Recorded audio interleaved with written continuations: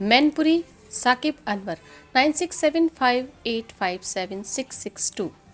मैनपुरी में भारतीय जनता पार्टी किसान मोर्चा दिल्ली प्रदेश के मंत्री, उत्तर मध्य रेलवे बोर्ड के परामर्शदात्री समिति के नवनामित सदस्य अशोक यादव मैनपुरी पहुंचे। भाजपा कार्यकर्ताओं ने अशोक यादव का भव्य स्वागत किया और अशोक यादव जिंदाबाद के नारे लगाए। किसान आंदोलन को अशोक यादव ने बताया राजनीति से प्रेरित विपक्षी पार्टियों पर किसान को गुमराह करने का आरोप लगाया है। उत्तर मध्य रेलवे बोर्ड की परामर्शदात्री समिति के नवनामित सदस्य अशोक यादव गुरुवार को मैनपुरी पहुंचे।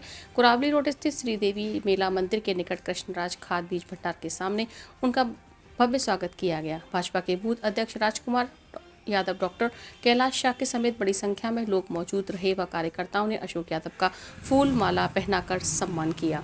श्री अशोक यादव ने पत्रकारों के सवालों का जवाब देते हुए कहा कि जब 3 कृषि बिल वापस लिए गए तो किसान आंदोलन क्यों कर रहे हैं। किसानों का आंदोलन विपक्षी दलों के इशारों पर हो रहा है। इस आंदोलन का कोई मतलब नहीं है। किराड़ी बॉर्डर पर एक किसान की मौत के सवाल पर उन्होंने कहा कि पुलिस का एक सिपाही भी मारा है। किसानों को ये इस तरह का आंदोलन नहीं करना चाहिए। श्री यादव ने रोजगार के सवाल पर कहा कि हर वर्ष रोजगार मेला लगाकर लाखों बेरोजगारों को रोजगार दिया जा रहा है।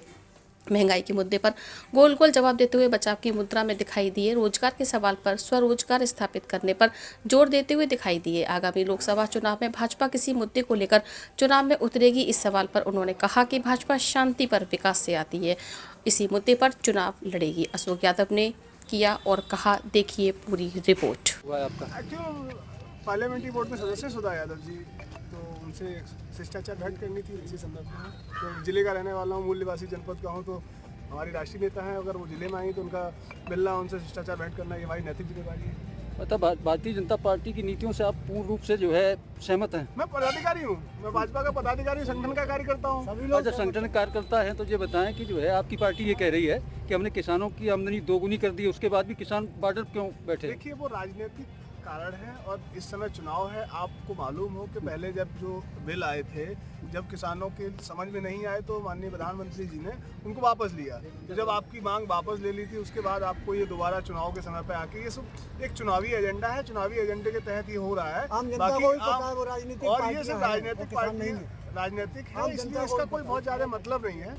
और ये आपको भी पता है कि किराड़ी बॉर्डर पर कल जो है एक किसान की मौत हुई है गोली लगने से। देखो, किसान की नहीं, वहाँ आपको जानकारी नहीं है कि पुलिस का सिपाही दरोगा भी मरा है। तो वो दरोगा के मरने से का कारण ये है कि बेचारे बीमारी से मरे। अब पुलिस ने नहीं मारा है किसी को। अब आप अगर झगड़ा कर रहे हैं, हो सकता है कई बार आदमी दिल का कमजोर होता है तो धक्का मुक्की में उसे अटैक आ सकता है। अच्छा, प्रधानमंत्री ने 2014 में ये कहा था कि हम हर वर्ष 2 करोड़ नौकरियां देंगे।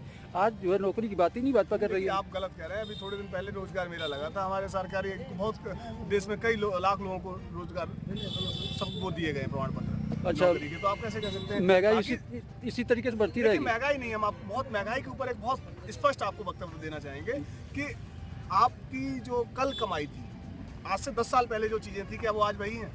मैं 10 साल पहले था कि आज वही हूँ? तो जब कल मैं वैसा नहीं था तो आज कैसे वैसा हो जाऊंगा? तो जो चीजें कल सस्ती थी वो आज महंगी होंगी।